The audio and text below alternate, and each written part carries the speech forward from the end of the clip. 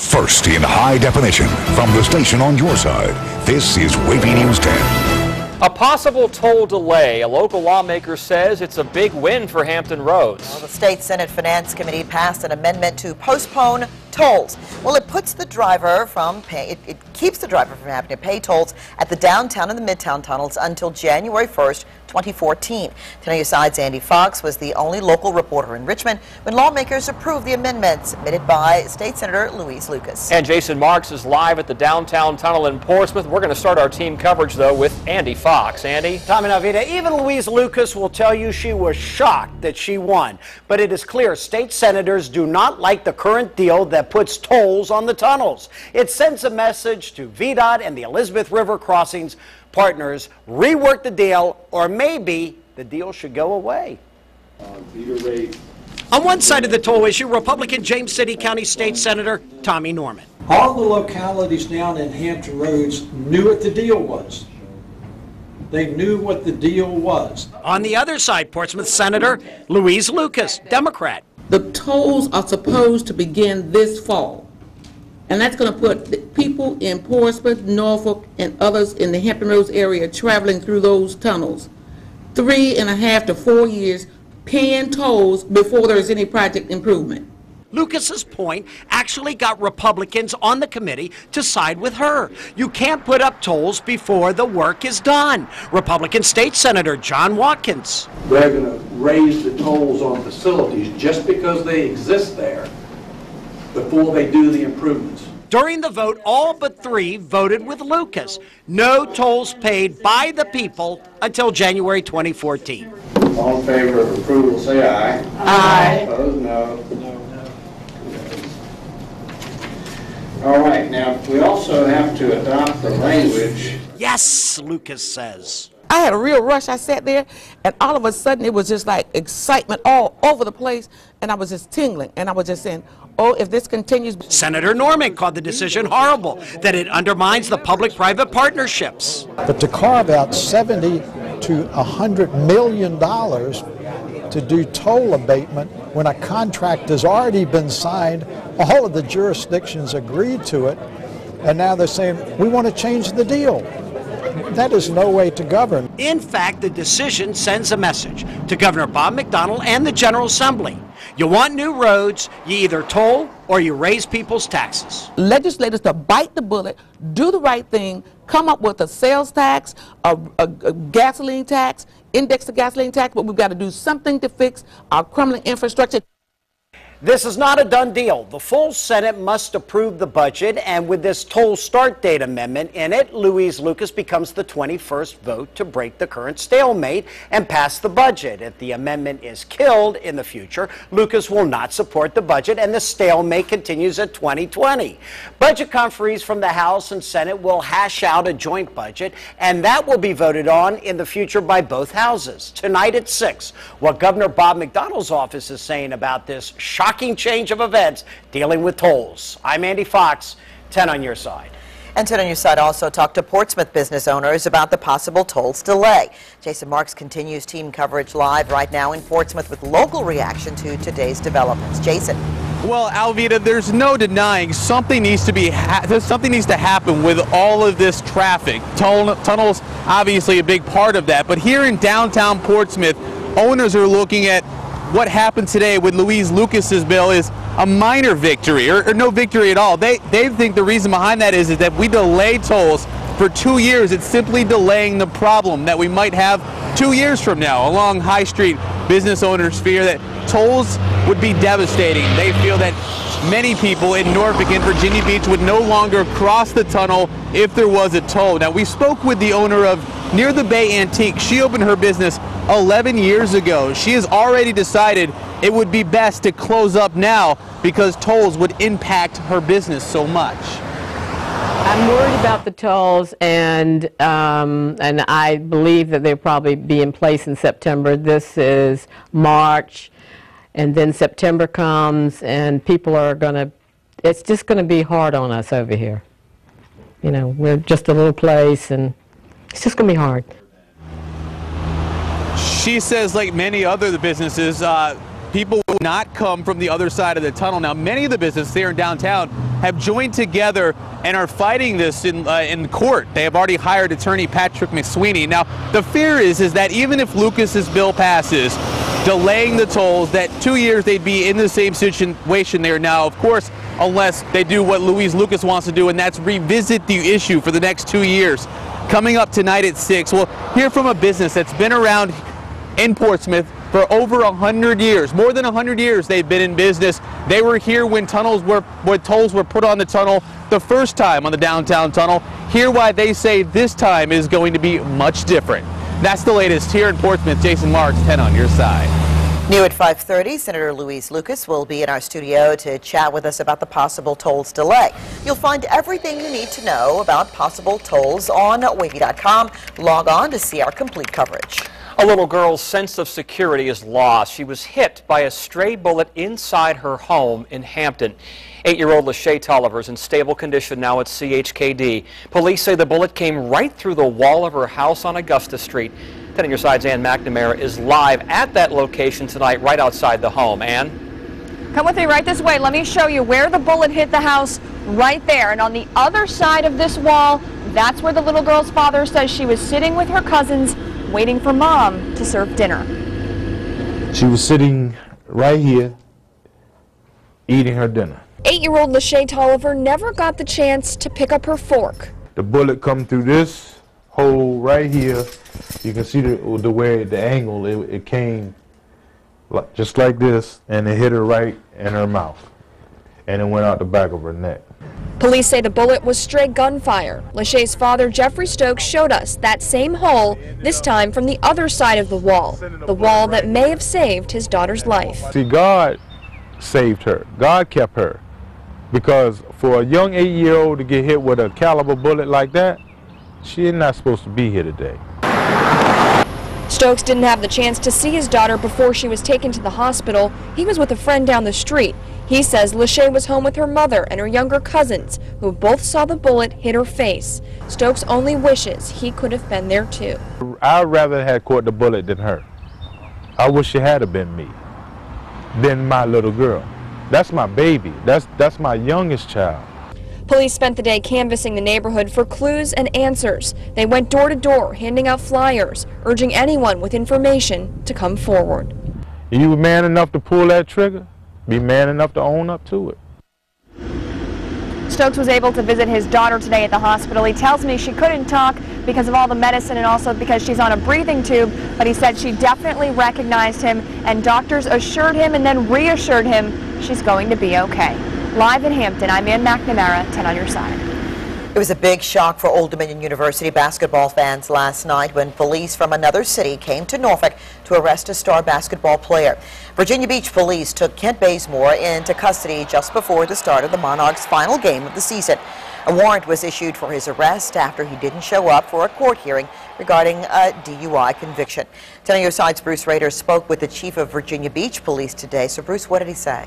Well, Virginia Beach Police Chief Jim Cervera, a 34-year veteran, told me emphatically his police department does not grandstand. There was no intention to embarrass Kent Bazemore or Old Dominion University last night, and that his officers were just doing their job. But lawyers I talked to today in Virginia Beach and Norfolk beg to differ, saying beach detectives would never execute an arrest like this, especially in such a high-profile situation. Was it a setup? The chief says no way. I am a graduate of Old Dominion. I'm an alumni of Old Dominion. I'm in contact with them. Under no circumstances would we ever do anything to embarrass the university, the individual in question, or any of the fans. But not everyone agrees, including former ODU board member, longtime Beach attorney, Sonny Stallings. The fact that they did it this way tells me somebody wanted it done that way. Somebody in the police department wanted him arrested before that game. That's what you need to find out why. Two very different takes on the story. I'll have more with the chief and Mr. Stallings coming up on WAVY News 10 at 6. I'm Bruce Rader, 10 on your side. Coach Blaine Taylor is speaking about his star athlete's arrest. And it is very common that people don't bring things to light unless they have to. hear why Coach Taylor says this incident shouldn't define Bazemore and why you should be more empathetic. New tonight at 5:30. New developments in the deadly shooting of an unarmed Florida teen. Find out how one local university is joining the fight for justice at 5:30. And a car found in the water behind a neighborhood in Chesapeake. Find out what police discovered when divers pulled that vehicle from the water. Then researchers say fewer babies were abused in Hampton Roads last year. But hear why officials say there's still cause for concern. A look at Super Doppler 10 Live. Most of us not seeing rain or really not much in the way of cloud cover today. But we have seen a few pop-up showers and thunderstorms. What's going to be happening for the rest of the evening? How about into the weekends? Big changes in the forecast. Authorities are trying to figure out what caused an explosion at a house in Zunai. They do know that it was not a bomb. Chopper 10 shows you the scene. This is off Blackwater Road in Isle of Wight this morning. Officials say the explosion happened inside the bedroom, and coming up at 5:30, you're going to hear from the neighbor who heard the whole thing. Crews are trying to figure out how a stolen car ended up in a Chesapeake lake. Chopper 10 flew over the scene as dive teams worked to pull the vehicle from the water on Holly Cove Drive. The owner reported the Ford stolen yesterday. Police say the car had been in the lake for a while. There was no one inside. Playing with dolls can teach children about life. Next, we'll show you how these dolls might save kids' lives. And it's what we've come to know as pink slime. We'll tell you which grocery store plans to stop selling that textured beef.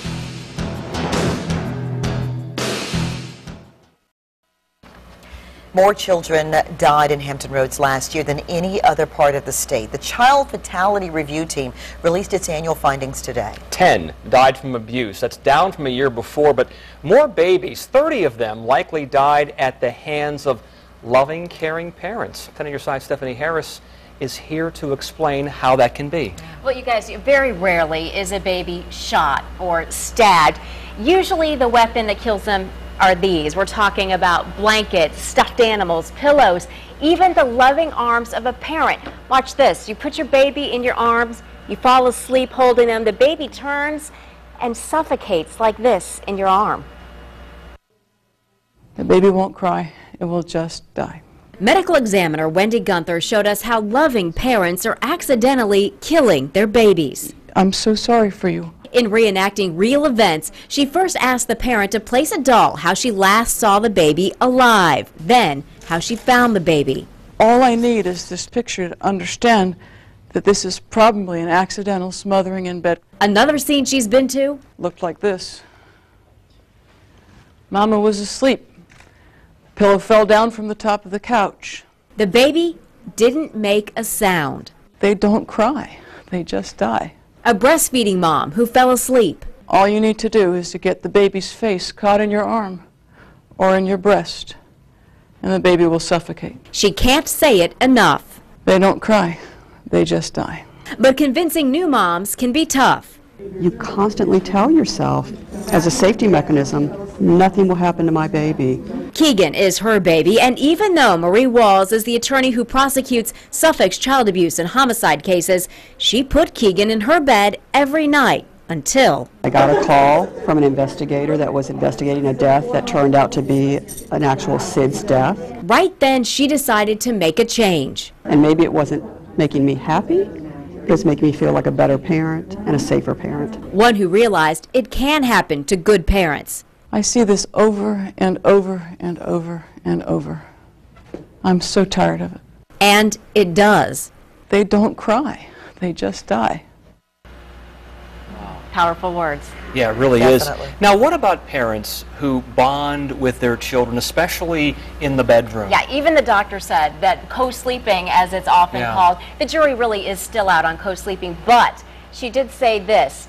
Think of it this way. You cross the street probably hundreds of times in your life safely. It just takes that one semi to come down the street when you're not paying attention. So it can happen. That's an incredible metaphor. All right. Thanks, Stephanie. Now, in high definition, your Super Doppler 10 forecast with Chief Meteorologist Don Slater. And we're going to start out with Super Duper 10 Live. For most of us, no rainfall, and we have seen a couple of pop-up showers into the region. Not much in the way of thunder and lightning out of these. Could still happen, but again, not likely to be anything big. Certainly not even as big as what we saw during the day for yesterday. We move in for a closer view and show you what's going on, and it's over the south side again. You can see this rain, a little bit of rain toward Windsor and dropping southeastward ever so slowly. These are moving eastward, as are these. We'll take a look around here in just a minute. Zippo on lightning in the past 5 minutes out of this, but not to say we couldn't get some lightning out of that. So again, be careful with that. Here's what's going on in Norfolk and Portsmouth. You can see it over Lambert's Point, Ghent, West Ghent area. A little farther east from there, again, we are seeing it all the way on up Tidewater Drive, for example. Some fairly hefty rain, but again, nothing huge. It's over downtown Norfolk, downtown Portsmouth. There's Port Norfolk over the Midtown Tunnel area, and then point southward from there, a little bit of lighter rain. Now, we move south from there, and there's another little pocket of rain that we can see toward Grassfield, the Chesapeake Municipal Center, southeast of Deep Creek, and east of the Great Dismal Swamp right now. Zippo on lightning with that, too. And really, none of these are, there's not a single one of these that has lightning. You can see some rain toward Ahoskie, from Gates County, right on the line southward to the Edenton area, right along the Chuan River. So again, there's some rain out there, but again, as far as lightning, not much going on. And we widen the picture out. It says 6 lightning strikes, but they're just south of the screen. So again, nothing much going on in terms of rainfall, and what rain there is going to move away really by sunset. I think things will tend to fall apart. However, we get to the weekend, and look at all of this. There's an upper-level low right into here that's just been sitting there. Well, it's finally going to kick on eastward and really east-southeastward in the next several days. It's going to wash the pollen away, we'll put it that way, so that's some good news there coming up for the weekend. But we are going to see rain for much of the weekend. I think the first part of the day, Saturday, the rain should hold back, but by later on in the day and the nighttime hours, here comes that rain, and you can see it very solidly. The upper-level low by Saturday evening is right about into here. It'll continue east-southeastward and then move on out to sea. And by Sunday, it'll be a little more of a general rain. When we first get it, though, on Saturday night, we'll likely see some thunderstorms move on through the region. Weekend pollen wash, but for now, not much knocking that pollen on out. We've really seen things bloom. And it's mostly been the pine pollen visible on the cars and on your windowsills and everywhere. Here's where things are tomorrow morning. I think we're going to see a little more sunshine, but we'll likely see some fog overnight. We'll see a little more sunshine during the day tomorrow, and then some afternoon clouds, maybe a stray shower or thunderstorm. But even then, that's not real likely. A couple of stray showers tomorrow night at midnight. There's where we are by 7 o'clock on Saturday morning. Take you to the noon hour. One shot of rain moving through here and falling apart. 3 o'clock, another area of showers and thunderstorms moving on in, and then a solid area is going to move in during the overnight hours. Now, again, we have seen some rainfall through the region, but again, not all that much is expected during the evening hours. Not much expected tomorrow, but a good chance of rain for the weekend. A standoff that lasted 30-plus hours. It ended. A suspect in several attacks in France is over. Hear how it all went down. It's a small fix that could protect Air Force pilots in the cockpit of the F-22 Raptors. But why hasn't Langley made the change? 10 on your side with some answers at 5:30.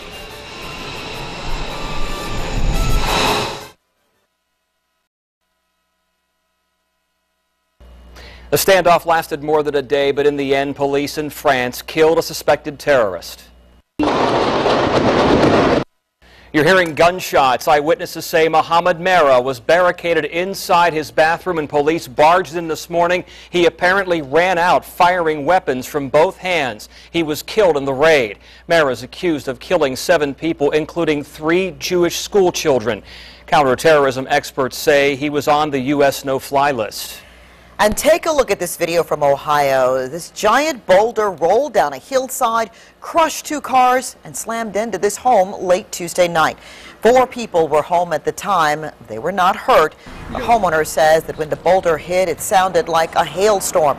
Crews say they will use jackhammers to remove the 100-ton boulder. It will take about a week. Investigators say rain likely caused that slide. The number of first-time filers for unemployment benefits fell to a 4-year low. According to the Labor Department, weekly applications dropped 5,000 to a seasonally adjusted 348,000. It is the lowest level since February 2008. Applications have dropped since last fall. Most analysts say that when applications fall below 375,000 it usually means hiring is picking up. They're supposed to keep your children safe, but thousands are now on the recall list. We'll tell you why a federal agency is warning you about these child safety locks. And a big announcement from Attorney General Ken Cuccinelli. We're going to break down plans for his political future on WAVY News 10 at 5:30.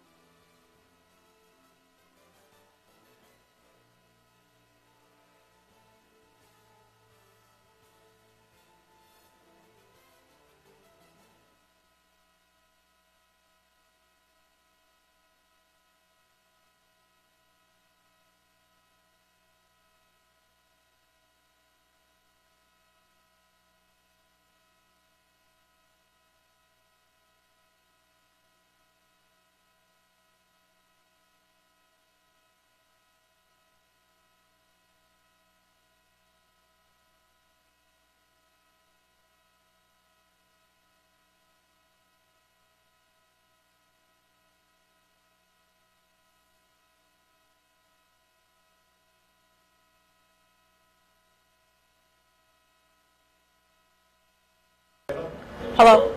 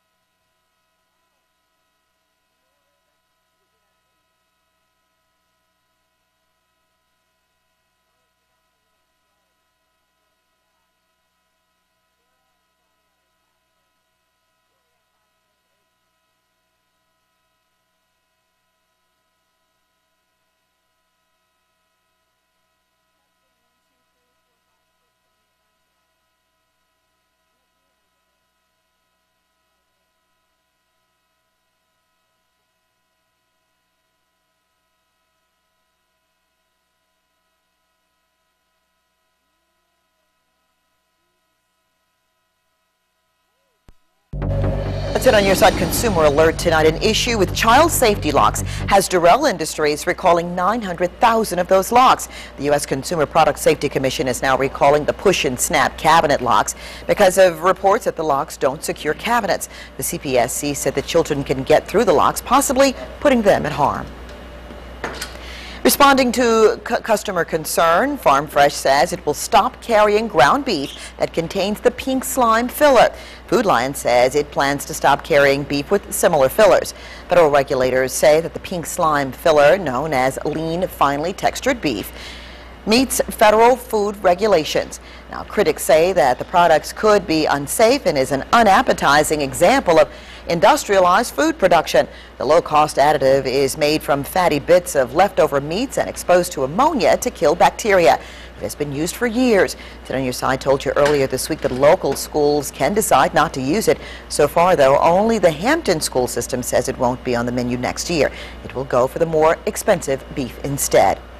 Part of a home blown away in Isle of Wight County.